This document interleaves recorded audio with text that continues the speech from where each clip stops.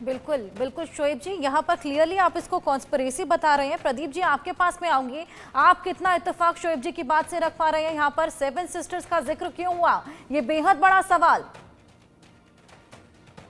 हाँ जी, ये बिल्कुल ठीक कहा आपने। ये बिल्कुल आउट ऑफ कॉन्टेक्स्ट है, बहुत प्रोवोकेटिव है और बहुत डेंजरस स्टेटमेंट है किसी हेड ऑफ आइन इंटरिम हेड को देना किसी तीसरे देश में जाके किसी दूसरे देश के खिलाफ।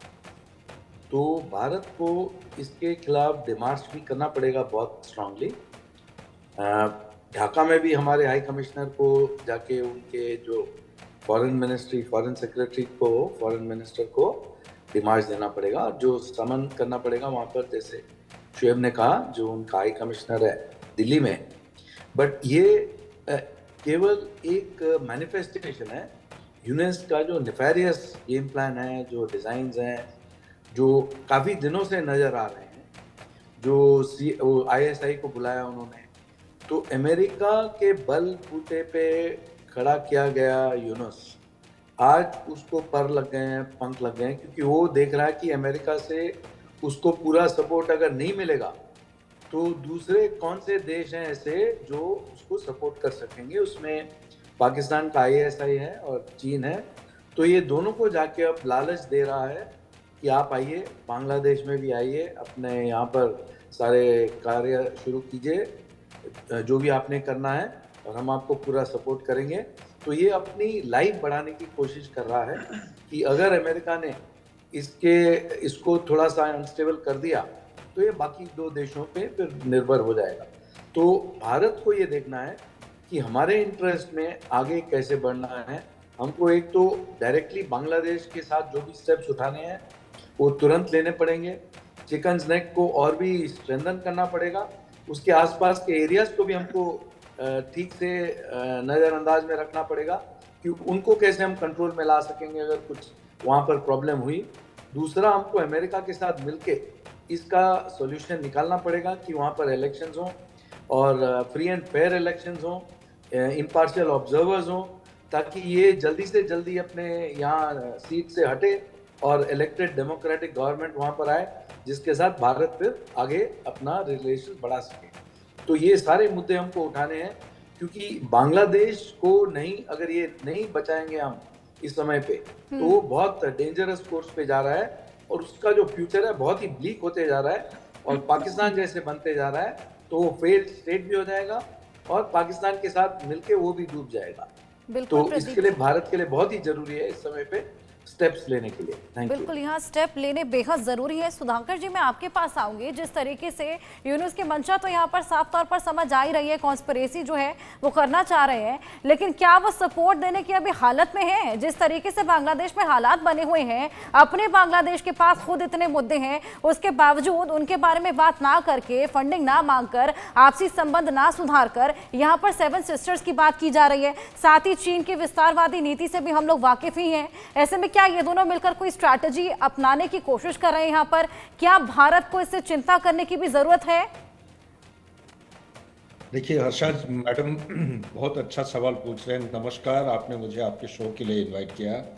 मेरे जो डिस्टिंग्विश्ड और एस्टीम्ड को पैनलिस्ट हैं, ख़ास तौर पे जो बांग्लादेश के हैं शोएब चौधरी साहब, उनको पैनल में लाना निहायत आवश्यक है। ये बहुत ही मीनिंगफुल और सब्सटेंटिव कंट्रीब्यूशन करते हैं। और एम्बेसडर साहब तो any amount of praise would still fall short. We learn a lot from the ambassador. And जहाँ तक आपकी सवाल है, मैं एक क्लियर करना चाह रहा हूँ कि जब मैं सर्विस में था तब कहता था, मैं डील करता था बांग्लादेश, भूटान, नेपाल, इमीडिएट नेबरहुड। तब से हम कहते आ रहे हैं, ये डोकलम वाला जो हुआ 2017, हम 2013 से बता दिए थे नोटिंग शीट पे और प्रेजेंटेशन और जब पॉलिटिकल लीडरशिप को बताया था। ये जो स्ट्रेटेजी की बात है, ये स्ट्रेटेजी आज का नहीं है, ये यूनुस का नहीं है। यूनुस एक मुकुट है, मतलब सामने कोटपुतली की तरह उसको इस्तेमाल किया जा रहा है। ये स्ट्रेटेजी एक ग्लोबल लेवल पे कुछ हद तक था, जिसका अमेरिकन डीप स्टेट उसको सपोर्ट कर रहे थे, 5i भी उसको सपोर्ट कर रहे थे काफ़ी हद तक। वो अभी काफ़ी हद तक जो अभी सिग्नेचर्स आ रहे हैं उनके पॉलिटिकल लीडरशिप पे आके हिंदुस्तान में बयान देना, चाहे तुलसी गवाट की बात करिए इनका, या सेक्रेटरी ऑफ स्टेट या vice president of USA Donald Trump, उनके भी बयान आप लेते हैं, काफी हद तक ग्लोबल लेवल पे इसकी काउंटर करने का प्रयास या इंडिकेशन क्लियर है कि भाई ये नहीं चलेगा, आप उसको बंद करना पड़ेगा। जो रीजनल लेवल पे ये जो ट्रायंगल अभी बन रहा है, जैसे कि आप चाइना की बात करिए या पाकिस्तान या बांग्लादेश ना, बांग्लादेश इज टू सेंसिटिव। आप सिर्फ 22 किलोमीटर 60 बाई 22 कह रहे हैं, मैं खुद ग्राउंड में गया हूँ, मेजर किया हूँ, ये करीब करीब 260 किलोमीटर लंबा है। आप जो 60 किलोमीटर ले रहे हैं वो तो एक्स्ट्रा सेंसिटिव है, इसको आप केंद्र बिंदु जो सेंटर ऑफ ग्रेविटी मानते हैं, लेकिन ये कॉरिडोर लंबा है 260 किलोमीटर। सो इसी के साथ मैं ये कहना चाहता हूँ, क्यों कर रहा है वो बांग्लादेश, क्योंकि ये अगर अमेरिका की तरफ से काउंटर हो रहा है तो चाइना ये मेजर क्यों। हमारा ध्यान अभी आप 5 अगस्त 2019 की तरह ले रहे हैं। 5 अगस्त 2019 को जब आर्टिकल 370 एब्रोगेट हुआ, तो उसके बाद 4 दिन के बाद 9 तारीख को पाकिस्तान के foreign minister mister Qureshi he had air dashed और चाइना में जाके बड़े बड़े बहुत अहम लीडर्स के साथ मीटिंग किए थे, और उस मीटिंग का निचोड़ ये निकल के आया था कि हिंदुस्तान आर्टिकल 370 और 35 अल्फा एब्रोगेट किया है और नया मैप भी एकदम दिखा दिया। मतलब एक ही शॉट में आपने मल्टीपल थ्रेट्स को एड्रेस किए थे। कार्टोग्राफिक वॉरफेयर में चाइना माहिर है, लेकिन हिंदुस्तान एक ही शॉट के साथ पूरा हिला दिया था पूरा चाइना और पाकिस्तान को। तो उन्होंने ये सिद्धांत किए थे कि अभी कोई एक ठोस एक काउंटर स्ट्रेटेजी बनाना है। वो जो ठोस और काउंटर स्ट्रेटेजी है, तब तक आपको पता होगा कि 2014 से लेकर 19 तक आईसिस जो है ये हाथ पर मारा था खोरासन कि भाई ये कैलिफेट को बढ़ाना है। ये सीरिया इराक में उनका मैराथन तोड़ने के बाद ये डिसाइड किए थे उनका जो इस्लाम की जो रेडिकलाइजेशन की जो कैलिफेट है ये बढ़ाएंगे across south Asia to New Zealand and further beyond that. Anyway so तो बात वो सक्सेसफुल नहीं हुए। 2019 को जब ये एब्रोगेशन हुआ, उसी समय ईस्टर्न लद्दाख में चंद एक रोड्स और कनेक्टिविटी हमारे इंप्रूव होने लगे, ब्रिजेस बनने लगे। हम डीबीओ में जा नहीं पाते थे, 21 दिन समय लगता था, उसको 6 घंटे में पहुंचने लगे, हमारे गाड़ी टैंक्स ये सब पहुंचने लगे। तब ये जब डिफेंस की जब प्रस्तुति बढ़ती गई तो उस समय चाइना का एक्सटेंडेड स्टैंड ऑफ हुआ, और उनका जो ग्रैंड स्ट्रेटेजी है, पाकिस्तान जिसके लिए गया था चाइना के पास, उन्होंने शुरू किया revival of proxy war south of Pir Panjal range. उन्होंने रजौरी, पुंछ, रियासी, कठुआ ये करते करते डोडा, किश्तवाड़ और अंदर घुस के कश्मीर वैली के अंदर उन्होंने प्रॉक्सी वॉर को बढ़ावा दिया।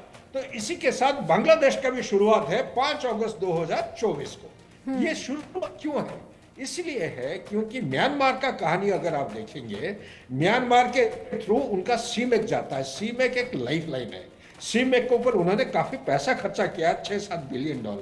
पाइपलाइन बिछ गई है, रेलवे लाइन का ट्रायल हो चुका है, नेशनल हाईवे हो गया है, और आपका ऑप्टिकल फाइबर्स बिछी हुई है।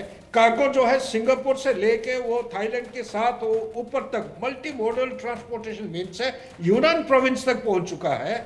और साथ ही जो बांग्लादेश और त्रिपुरा के बीच में एक गैस रिजर्व है, एलएनजी लिक्विड नेचुरल गैस जो है, इसका करीब करीब 60 ट्रिलियन क्यूबिक फीट का रिजर्व है। चिपेस्ट, काफी अच्छे लेवल पे है, अच्छे क्वालिटी का है।